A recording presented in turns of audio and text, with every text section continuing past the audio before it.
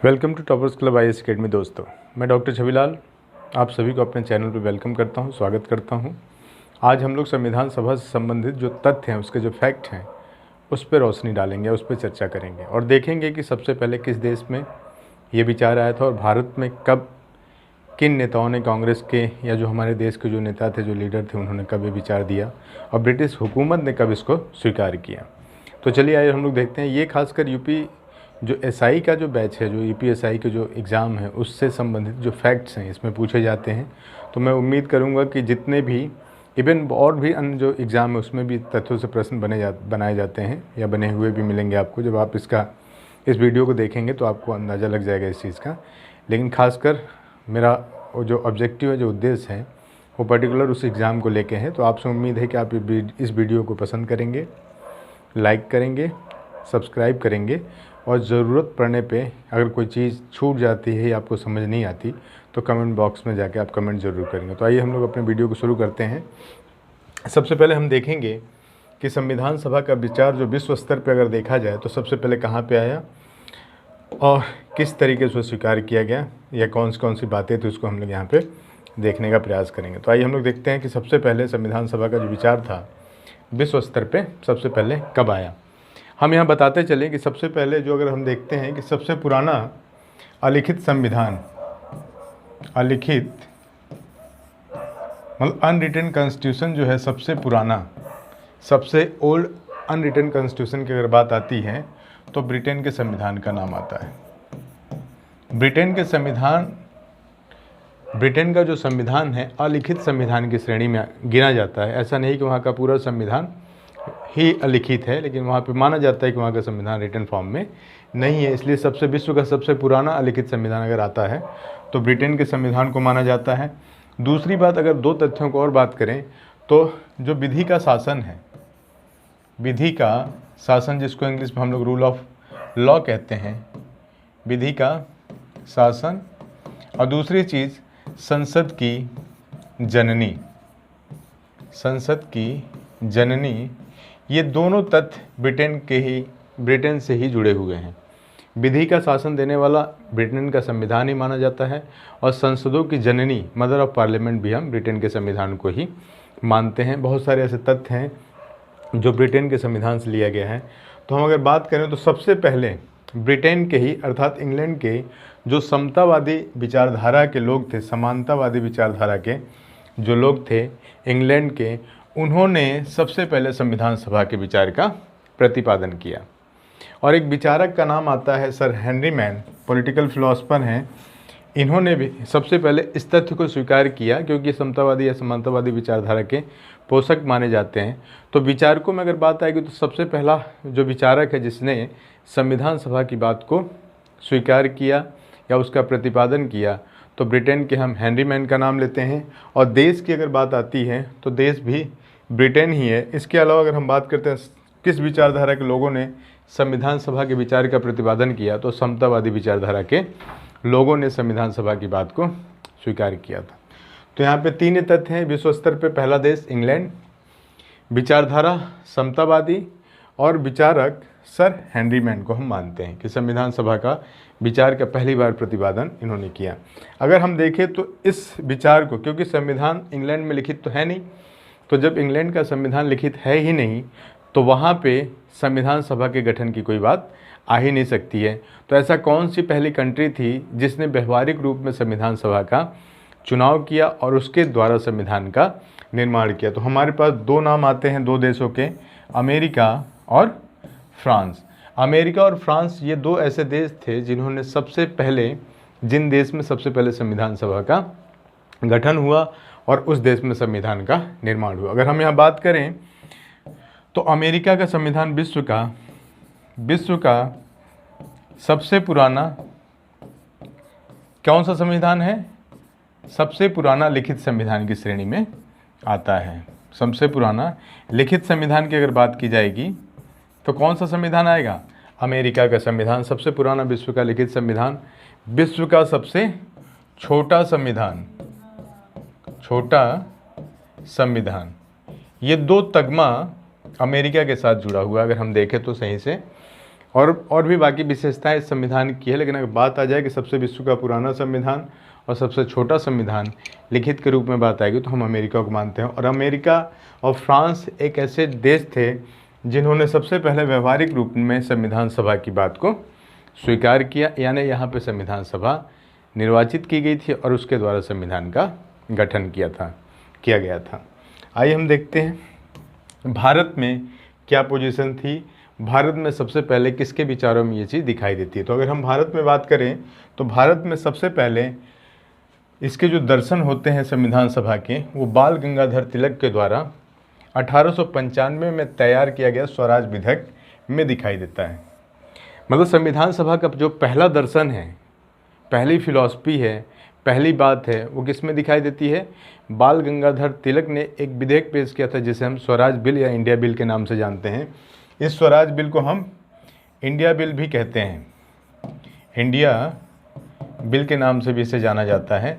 और इसे बाल गंगाधर तिलक ने ही प्रेजेंट किया था 1895 में, और सबसे पहले इसी में संविधान सभा की बात की गई थी। और उसके बाद अगर हम इसमें देखें तो इस बिल की खासियत ये थी कि इसमें मूल अधिकारों को भी जगह दिया गया था, सर्वोच्च न्यायालय जो संसद है उसको भी जगह दी गई थी। यानी कि ये जो बिल था एक छोटा सा संविधान था, इसमें कुल अनुच्छेद अगर देखें तो 110 अनुच्छेद शामिल थे। 110 अनुच्छेदों से मिला ये स्वराज बिल या इंडिया बिल था जिसे तिलक ने पेश किया था 1895 में, और इसमें ही सबसे पहले संविधान सभा की बात को स्वीकार की गई थी। इसके बाद आते हैं महात्मा गांधी। 1922 में इन्होंने अपना स्टेटमेंट दिया था गांधी जी ने, और उसमें हमें संविधान सभा के निर्माण की बात दिखाई देती है। गांधी जी ने 1922 में कहा था कि भारतीय संविधान भारतीयों की इच्छा अनुसार होगा। जो भारत का संविधान है वो भारतीयों की इच्छा अनुसार होगा, उसको बनाया जाएगा, जो उनकी इच्छा होगी उस अनुसार बनाया जाएगा। और किसके द्वारा, एक निर्वाचित संविधान सभा की इन्होंने बात की थी।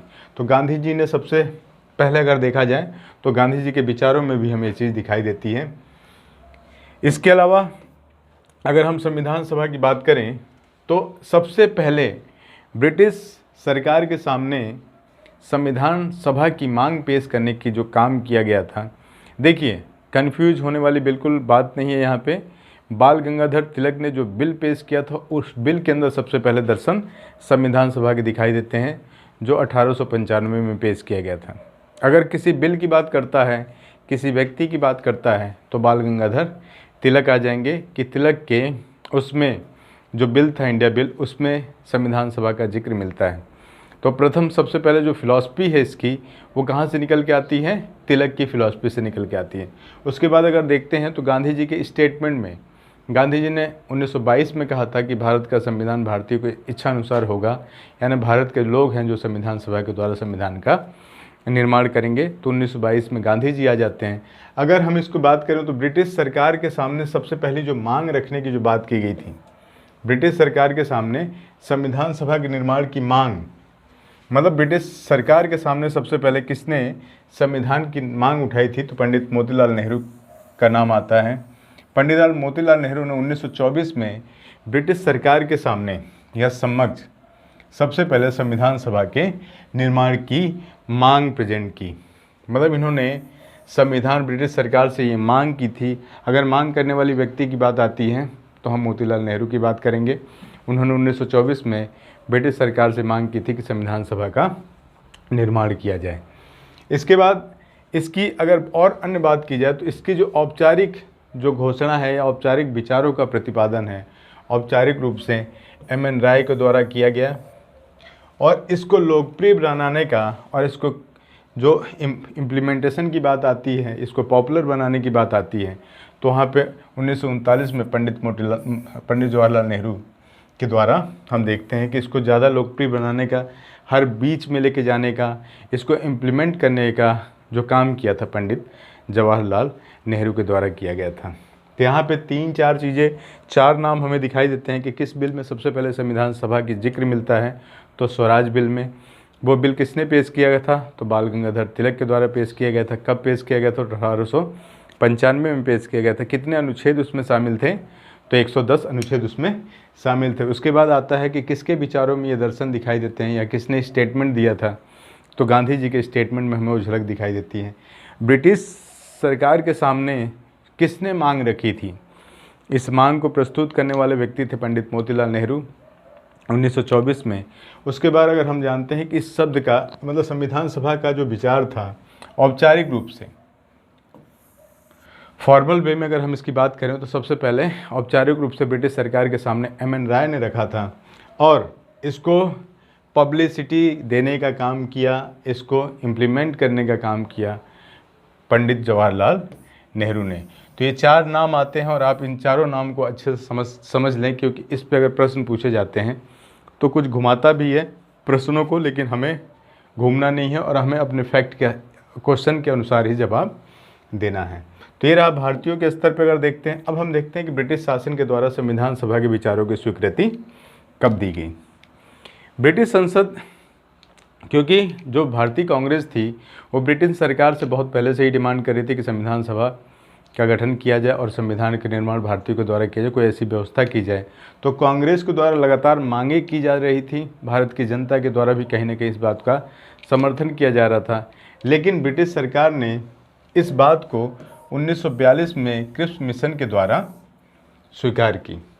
1942 में क्रिप्स मिशन आया था, उसमें निर्वाचित संविधान सभा की मांग को स्वीकार किया गया। और यह मिशन अगर हम देखें, इसका सरकमस्टेंसेस देखें तो 1939 में क्या हो गया था, सेकेंड वर्ल्ड वार शुरू हो गया था 1939 में। और यह मिशन 1939 में जब द्वितीय विश्व युद्ध चल रहा था उसी समय ब्रिटिश सरकार ने भेजा। इस समय ब्रिटेन के प्राइम मिनिस्टर थे चर्चिल। कौन प्राइम मिनिस्टर थे? चर्चिल।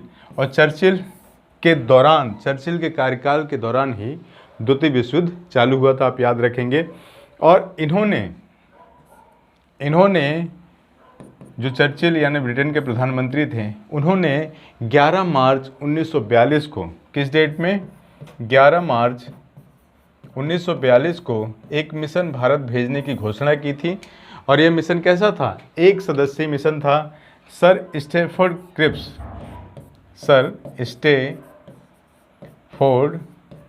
क्रिप्स इस मिशन के एकमात्र सदस्य और अध्यक्ष थे।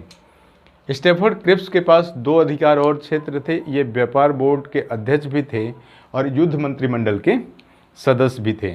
तो ब्रिटेन के प्राइम मिनिस्टर चर्चिल ने 11 मार्च 1942 को एक मिशन, जिसे क्रिप्स मिशन कहा जाता है, उसको भेजने की घोषणा की। यह मिशन 23 मार्च 1942 को कहाँ पहुँचा? दिल्ली पहुँचा। और दिल्ली जब पहुँच गया 23 मार्च 1942 को, तो यहाँ पे आने के बाद इसने क्या किया? भारत के जो नेता थे उनसे बातचीत की। बातचीत करने के बाद इसने 30 मार्च 1942 को अपनी योजना प्रस्तुत की। 3 डेट आप याद रखेंगे और ये भी याद रखेंगे कि इस समय द्वितीय विश्व युद्ध चल रहा था और ब्रिटेन के प्राइम मिनिस्टर कौन थे? विंस्टन चर्चिल थे। और चर्चिल ने ही गांधी जी को अधनंगा फ़कीर कहा था राउंड टेबल कॉन्फ्रेंस के दौरान। और जब ये इस समय प्रधानमंत्री थे, उसी समय भारतीयों से सहयोग लेने के लिए युद्ध में उन्होंने किसको भेजा था? स्टैफोर्ड क्रिप्स को भेजा था मिशन का अध्यक्ष बना के। और इसकी घोषणा 11 मार्च को की गई थी। मिशन उसके 12 दिन बाद यानी 23 मार्च को दिल्ली पहुंचा था। 7 दिन लगभग इसने नेताओं से बात की थी, भारतीय नेताओं से। और 30 मार्च को इसने अपनी योजना प्रस्तुत की थी। इसी योजना में सबसे पहले ब्रिटिश सरकार ने एक निर्वाचित संविधान सभा की बात को स्वीकार की। इस योजना में अगर हम मान करते हैं तो इसमें कई अन्य बातें भी शामिल थी। जैसे अगर हम यहाँ देखें तो क्रिप्स ने जो सुझाव दिए थे उसमें संविधान सभा के बात को स्वीकार किया गया था। और साथ ही साथ ये कहा गया था कि जो प्रांत होगा वो प्रांत चाहे तो संविधान को स्वीकार करे, चाहे अपने लिए अलग संविधान बना सकता है। यानी प्रांतों को संविधान सभा में शामिल होने की पूरी आज़ादी दी गई थी। प्रांत चाहे तो संविधान को स्वीकार करें, चाहे अपने लिए अलग संविधान बना लें। एक भारतीय संघ के गठन की बात की गई थी क्रिप्स प्रस्ताव में। भारतीय संघ के गठन की बात की गई थी। 1935 के अधिनियम में भी हमने देखा है कि अखिल भारतीय संघ की बात की गई थी। उस बात को 1942 क्रिप्स मिशन में भी उठाया गया था, बताया, उस प्रस्ताव में भी शामिल किया गया था एक भारतीय संघ बनाने का। ब्रिटिश, भारतीय और देसी रियासतों से मिलके एक भारतीय संघ बनेगा। और इसमें जो संघ की बात की गई थी, उस संघ को पूर्ण उपनिवेश का दर्जा देने की बात की गई थी। पूर्ण उपनिवेश, ठीक है। आप यहाँ याद रखेंगे कि जो क्रिप्स प्रस्ताव में भारतीय संघ की बात की गई थी, वो किस प्रकार का संघ था हमारा? पूर्ण उपनिवेश का संघ था। कंप्लीट डोमिनियन की बात की गई थी यहाँ पे। तो 3-4 बातें थी। और एक और बात इसमें की गई थी, वो ये थी कि जो रक्षा का दायित्व होगा वो किसके पास रहेगा? ब्रिटेन के पास। तो ब्रिटेन के पास भारतीय रक्षा के दायित्व को रखने की बात की गई थी। प्रांतों को संविधान सभा में शामिल होने का हक दिया गया था। वो चाहे तो उसमें शामिल हो सकती है, चाहे तो अपने लिए अलग संविधान सभा का गठन कर सकती है। साथ ही साथ एक अखिल भारतीय संघ के निर्माण की बात की गई थी। और उसमें ये कहा गया था कि जो संघ बनेगा, जिस संघ की इसमें बात की गई थी, उसमें कहा गया था उसे पूर्ण उपनिवेश का दर्जा दिया जाएगा। तो इन तथ्यों के साथ साथ सबसे पहले अगर हम बात करें तो संविधान सभा के जो विचार की स्वीकृति हमें मिलती है तो 1942 क्रिप्स मिशन के दौरान ही दिखाई देती है। इसके बाद अगर हम बात करें तो कैबिनेट मिशन दूसरा है। जो कैबिनेट मिशन बहुत ही महत्वपूर्ण है, क्योंकि कैबिनेट मिशन के आधार पर ही संविधान सभा का निर्वाचन बुलाया गया था। कैबिनेट मिशन जुलाई 1946 में अगर हम देखें तो जुलाई 1946 में कैबिनेट मिशन आया और इसी मिशन के तहत संविधान सभा का निर्वाचन हुआ। यानी संविधान सभा का जो गठन था वो किसके आधार पर किया गया था? कैबिनेट मिशन के आधार पर। तो इसमें संविधान सभा के चुनाव की बात या संविधान सभा के गठन की बात को माना गया था और इसी को आधार बना के संविधान सभा का चुनाव हुआ था। कैबिनेट मिशन में संविधान सभा के चुनाव के अलावा भी अन्य बातें थी। अगर हम यहाँ बात करें तो कैबिनेट मिशन कितने सदस्य था? 3 सदस्यीय मिशन था। 1946 में ये भारत आया था और इसकी घोषणा उस समय भारत सचिव थे, भारत सचिव के पद पे तैनात थे सर पैथिक लॉरेंस।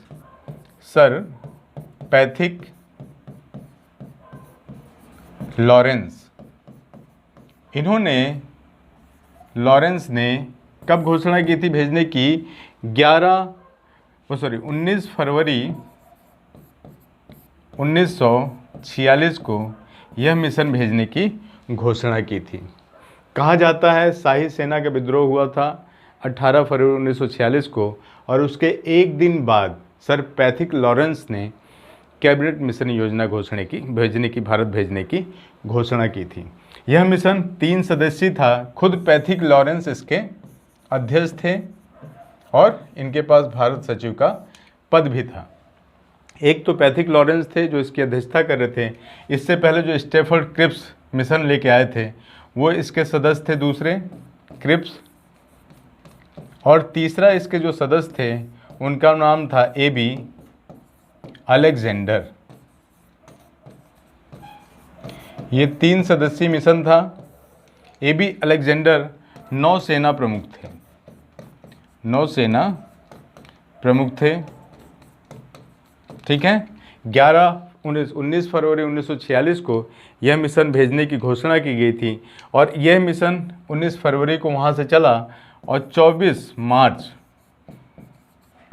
1946 को भारत पहुँचा। 3 सदस्यीय मिशन जिसके सदस्य थे सर पैथिक लॉरेंस जो भारत सचिव और मिशन के अध्यक्ष थे।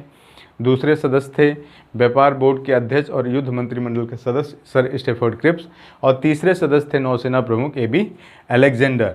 यह मिशन भारत आया और भारत में आके इसने अपनी योजना प्रस्तुत की।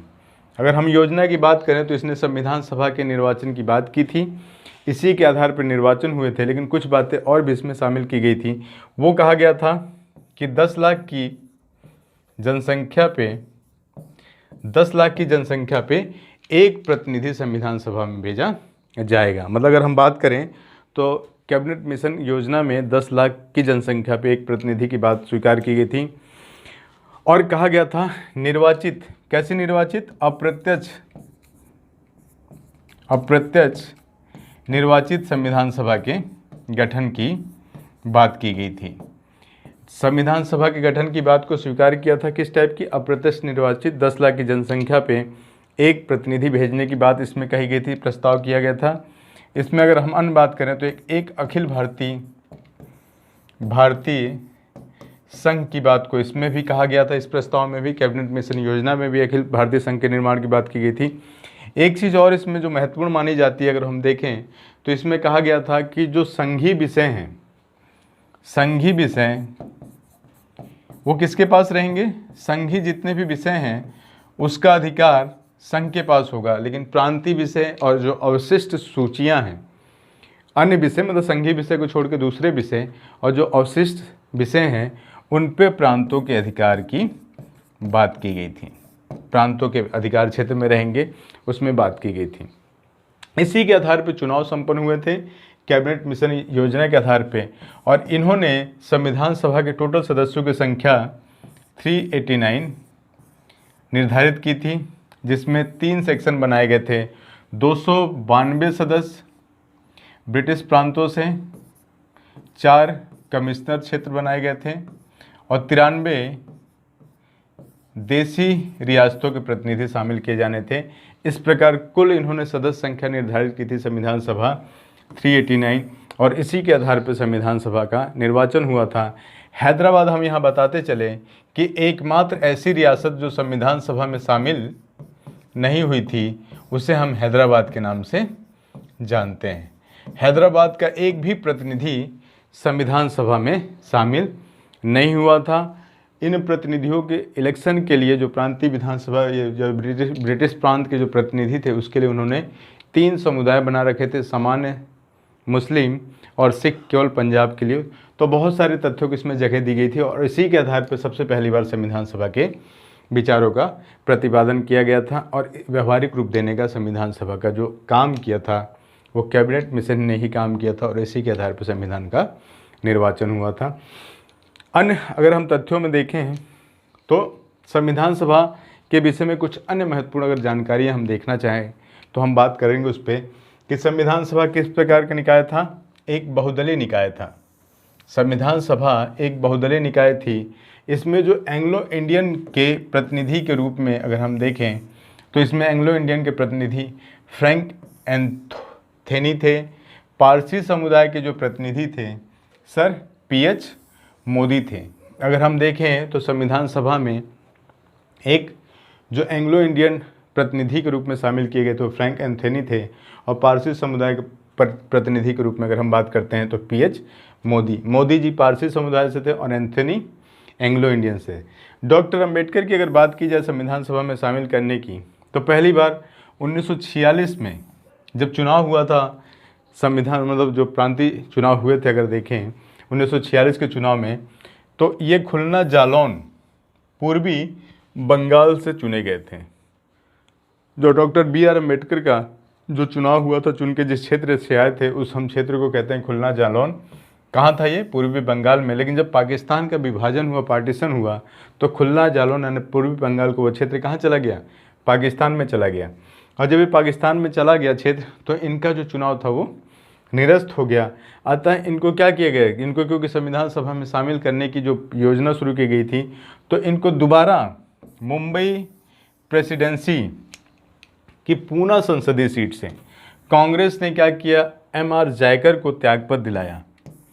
अगर मुंबई प्रेसिडेंसी की जो पूना संसदीय सीट थी उस पर कांग्रेस के MR जयकर चुने हुए थे, उनको त्यागपत्र दिला के उस सीट से दोबारा निर्वाचित करके डॉक्टर अंबेडकर को संविधान सभा में शामिल किया गया।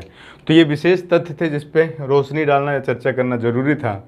अगर हम आगे बात करें तो दो जो प्रमुख ऐसे कौन से बड़े नेता दो थे जिनको संविधान सभा में, जो संविधान सभा के सदस्य नहीं थे, तो हम यहाँ देखते हैं तो महात्मा गांधी और मोहम्मद अली जिन्ना दो प्रमुख नेता थे। कांग्रेस के अगर महत्वपूर्ण नेताओं की बात की जाए तो महात्मा गांधी का नाम सर्वश्रेष्ठ सर्वोच्च नेताओं में शामिल होता है। महात्मा गांधी और मुस्लिम लीग की अगर बात की जाए तो मुस्लिम लीग के सुप्रीम नेता की अगर हम बात करते हैं तो मोहम्मद अली जिन्ना का नाम आता है। ये 2 प्रमुख ऐसे राष्ट्रीय नेता थे जो संविधान सभा के सदस्य नहीं थे। 9 दिसंबर 1946 को संविधान सभा की पहली बैठक बुलाई गई। कहाँ बुलाई गई? दिल्ली। दिन था सोमवार और समय था प्रातः 11 बजे। आप याद रखेंगे 9 दिसंबर 1946 को संविधान सभा की पहली बैठक ने दिल्ली में बुलाई गई। कहाँ? कॉन्स्टिट्यूशनल हॉल में बुलाई गई थी। दिन उस दिन था सोमवार और समय 11 बजे इस समय बुलाई गई थी। और इस समय जो बैठक में शामिल सदस्य थे उनकी संख्या 208 सदस्य मात्र उपस्थित हुए थे। विधि शास्त्री, ब्रिटेन के विधि शास्त्री जी ऑस्टिन की अगर हम बात करें तो उनकी पुस्तक उन्होंने लिखी थी, उसका नाम था द इंडियन कॉन्स्टिट्यूशन। और उनका एक स्टेटमेंट यहाँ पे बताना ज़रूरी है। उन्होंने लिखा था अपनी पुस्तक में द इंडियन कॉन्स्टिट्यूशन में कि संविधान सभा कांग्रेस थी और कांग्रेस ही भारत था। तो उन्होंने लिखा था कि संविधान सभा क्या थी? कांग्रेस थी और कांग्रेस ही भारत था। तो हम यहाँ पे संविधान सभा से जितने भी संबंधित तथ्य थे उसका अध्ययन कर चुके हैं और हमने लगभग कोशिश की सारे तथ्यों को आपके सामने लाने की। उम्मीद करते हैं कि ये वीडियो आपको पसंद आया होगा। आप इसे लाइक करें, सब्सक्राइब करें और कमेंट बॉक्स में जो सार्थक कमेंट हो वो भी बताने का कष्ट करें। हम जल्द ही अपना दूसरा वीडियो आपके सामने लेके आएंगे और इसी के साथ हम अपना यह लेक्चर यहीं पे ख़त्म करते हैं। उम्मीद है आपको पसंद आया हो। धन्यवाद।